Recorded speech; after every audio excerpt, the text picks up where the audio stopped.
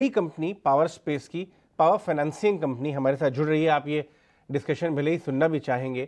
REC, in fact REC stock बहुत अच्छा कर रहा है, पावर पीएसयूज इन जनरल बहुत अच्छा कर रहे हैं अभी, लेकिन आरईसी की जो कमेंट्री आई है मैनेजमेंट की, वो बाजार में काफ़ी ज़्यादा इंटरेस्ट क्रिएट किया हुआ है। अजय, मिस्टर अजय हमारे साथ जुड़ रहे हैं, अजय चौधरी जी, आरईसी के मैनेजमेंट। बहुत बहुत शुक्रिया अजय। देखिए, प्रदीप गुप्ता भी अभी यही हवाला दे रहे थे कि infrastructure story, power story India में बहुत मल्टी ईयर स्ट्रक्चरल गेम हो रहा है, जल्दीबाजी में मत देखिए, और ये जो री रेटिंग है उसी का पार्ट है। और आपने जी। जो भी कमेंट्री दी मैनेजमेंट ने हाल ही में, उसमें बाजार ने उसको सराहा है। हम देख रहे हैं एनटीपीसी, आरईसी, पीएफसी सब री रेट हो रहे हैं, पूरी वैल्यू चेन री रेट हो रही है। आपको इतना कॉन्फिडेंस कहाँ से आ रहा है इस कमेंट्री, पॉजिटिव कमेंट्री के पीछे के कारण क्या है, ये मैं जानना चाहूँगा। बहुत बहुत शुक्रिया एक तो हमारे साथ बात करने के लिए आज। शुक्रिया मुझे आपके शो में बुलाने के लिए। जो कॉन्फिडेंस आ रहा है, दो तीन चीज़ों से आ रहा है। एक तो जो एनर्जी ट्रांजिशन स्टोरी है, ये बहुत तेजी से इसने जोर पकड़ा है, और हम देख रहे हैं कि बहुत अच्छी अच्छी कंपनियां इसमें निवेश कर रही हैं। तो ये एक स्टोरी मुझे बहुत लंबे समय तक चलता हुआ नजर आता है। आप जानते हैं, माननीय प्रधानमंत्री जी ने ऑलरेडी 500 गीगावाट का टारगेट दिया है 2030 तक। लेकिन मुझे लगता है जिस तरह का इंटरेस्ट मार्केट में आज देखने को मिल रहा है, ये 500 गीगावाट हम जल्दी ही कर लेंगे। मेरे ख्याल 27-28 तक की ये हो जाना चाहिए। तो ये एक बहुत अच्छी स्टोरी है पावर सेक्टर में। दूसरा जो है, जो डिस्ट्रीब्यूशन सेक्टर में रिफॉर्म्स हैं, ये एक बहुत पुराना मसला था, और इस पर पावर मिनिस्ट्री ने बहुत काम किया, और अब वो काम, उसका असर दिखाई दे रहा है। अब हम देख रहे हैं कि डिस्ट्रीब्यूशन सेक्टर में जो है जनरेशन और ट्रांसमिशन कंपनियों के ड्यूज जो है बिल्कुल पेमेंट टाइम से हो रहा है। एटीएनसी लॉस में 22% से 17% से कम में आ गए हैं। टैरिफ रिवीजन हो रहा है ईयरली। तो ये सब चलते हुए जो डिस्ट्रीब्यूशन सेक्टर है, जो मेन कैश काउ बोलते हैं हम इस सेक्टर का, जिससे सबको पैसा मिलता है, इसके जो इसमें जो ताकत मिल रही है, उससे बहुत चेंज आ रहा है। तो ये दो चीजें मैं मुख्य रूप से देखता हूँ। और इसके अलावा भी जो आरडीएसएस स्कीम सरकार लाई है, उसमें भी बहुत निवेश के अवसर ढूंढेंगे। जो हमारा ट्रांसमिशन और डिस्ट्रीब्यूशन स्पेस में जो रिफॉर्म्स होने वाला है, उसमें करीब 3 लाख करोड़ का निवेश है, जिसमें 1 लाख करोड़ गवर्नमेंट की ग्रांट से आएगा, 2 लाख करोड़ डेट से आएगा। तो ये सारी चीजों की वजह से स्पेस बहुत अच्छा दिखता है। बात तो सही कही आपने, काफ़ी कुछ काम हो रहा है, लेकिन एक स्पेसिफिक गाइडेंस जो आपने अपने एनपीए रिडक्शन की बात की है, आई थिंक 25 तक जीरो एनपीए की आपने बात कर दी, ये तो मतलब जी बहुत जी, ही कमाल की बात बोल दी आपने। नहीं कमाल नहीं है। ये बिल्कुल रियलिस्टिक है, क्योंकि ओके। जी, हमारे अभी जो रिजोल्यूशंस हो रहे हैं, वो थोड़े से अब हमने जोर पकड़ लिया है। और अब जो हमारा नेट एनपीए है, वो 1% से भी कम है। और अभी जो नए हम एनपीए तो हम कोई बना नहीं रहे हैं, 6 क्वार्टर हो गए हैं, कोई नया एनपीए नहीं बना, और आगे भी यही रहेगा।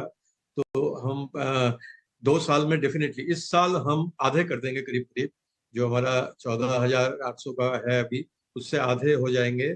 और उसके नेक्स्ट ईयर जो है, ये पूरा रिजॉल्व हो जाएगा, पक्की बात है। क्योंकि पावर डिमांड में ग्रोथ है, जैसे कि बता रहे थे वो, तो पावर डिमांड में ग्रोथ की वजह से अब काफी इंटरेस्ट भी है उसको लेने के, वो प्रोजेक्ट्स लेने के लिए काफी काफी कंपनियों में काफी इंटरेस्ट देखने को मिला है। तो आई थिंक ये सारे बहुत जल्दी रिजॉल्व हो जाएंगे। तो जॉय जी, ये सारे जल्दी रिजॉल्व हो जाएंगे, लेकिन क्योंकि जो इस साल के लिए, इसी पर और डिटेल चाहेंगे, क्योंकि इसी साल के लिए जो जी। 9 एनपीए के रेजोल्यूशन की बात की गई है, अभी तक Q1 में कोई रेजोल्यूशन नहीं दिखा। तो क्या rest half of the year के लिए आपको बड़ी उम्मीद है कि वहां जल्दी हो जाएगा रिजॉल्व? हाँ, Q1 में जरूर नहीं हो पाया। 2-3 लाइन में थे, तो दो आई थिंक इस क्वार्टर में हो जाएंगे, Q2 में। और उसके बाद जो है 5 एक हमने टारगेट किया हुआ है Q3 और Q4 में। तो करीब 7,000 करोड़ का जो है रिजोल्यूशन हम टारगेट कर रहे हैं, जो कि बिल्कुल रियलिस्टिक सा लग रहा है। जो दो हमारे हैं करीब 1,000 करोड़ के, इस बार में हो जाएंगे इस क्वार्टर में।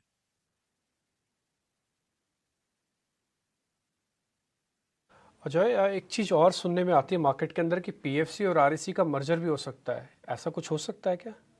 नहीं, अब तो वो बात बहुत पुरानी हो गई है। ऐसा कुछ दिखाई नहीं दे रहा है और कोई ऐसा प्लान भी नहीं है गवर्नमेंट का। तो ये दोनों ही एक्चुअली हम मिनिस्ट्री ऑफ पावर की गाइडेंस में ही काम करते हैं, तो मिनिस्ट्री ऑफ पावर का ही गाइडेंस में ऐसा ही चलेगा। ऐसा कोई मर्जर वाली बात नहीं। ठीक है। अब इस बार की हमने जब स्पीच सुनी ना देश के प्रधानमंत्री की, तो अजय वो बता रहे थे कि हमने बहुत सारे गांवों को और इलेक्ट्रिसिटी के साथ कनेक्ट कर दिया। आप मेरे को थोड़ा डिटेल बता सकते हैं कि इस समय इस साल आपने कितना कनेक्ट किया, अगले साल का टारगेट क्या है? जी, एक्चुअली हम लोग ये दीनदयाल ग्राम ज्योति योजना जो बनाई गई थी उसमें हम आरईसी नोडल एजेंसी थे और उसके बाद सौभाग्य बनाया गया। तो विलेज इलेक्ट्रिफिकेशन तो कंप्लीट हो गया है पूरी तरह से, और सौभाग्य जो था वो हाउस होल्ड इलेक्ट्रिफिकेशन था। वो भी जितने विलिंग हाउस होल्ड थे सबको पहुंचा दिए गए हैं। और वो भी एक बड़ा कारण है कि जैसे जैसे गांव में हमारे बिजली पहुंच गई है और उसका असर दिखेगा छोटे धंधों में और लोगों के उसमें, तो वहां से भी बहुत पावर की ग्रोथ आएगी। तो इस समय जो दोनों काम थे, विलेज इलेक्ट्रिफिकेशन जो दीनदयाल ग्राम ज्योति योजना और हाउस होल्ड इलेक्ट्रिफिकेशन, वो कंप्लीट हो गए हैं। और जैसे जैसे नए गांव बनते जाते हैं, नए घर बनते जाते हैं, तो वहां भी हम लोग ये पहुंचा रहे हैं। तो अभी ये दोनों काम कंप्लीट हो गए। अजय जी, बहुत बहुत शुक्रिया हमसे बात करने के लिए यहाँ 18 स्वदेश पे। हम आपकी प्रोग्रेस को और ये FY25 में जो आपने टारगेट्स रखे हैं, एनपी रिडक्शन, एफिशिएंसीज लाना वगैरह वगैरह, ग्रोथ के, हम ट्रैक करेंगे यहाँ पे। और आपसे अनुरोध करें कि आगे आने वाले क्वार्टर्स में आपसे और भी समय मिले। पूरा देश देख रहा है कि इंडिया में PSUs किस हिसाब से एफिशिएंसीज ला रहे हैं और वैल्यू क्रिएट कर रहे हैं इन्वेस्टर का। तो ये काबिल तारीफ। आपकी पूरी टीम को हमारी तरफ से शुभकामनाएं। Thank you very much. धन्यवाद। चलिए आगे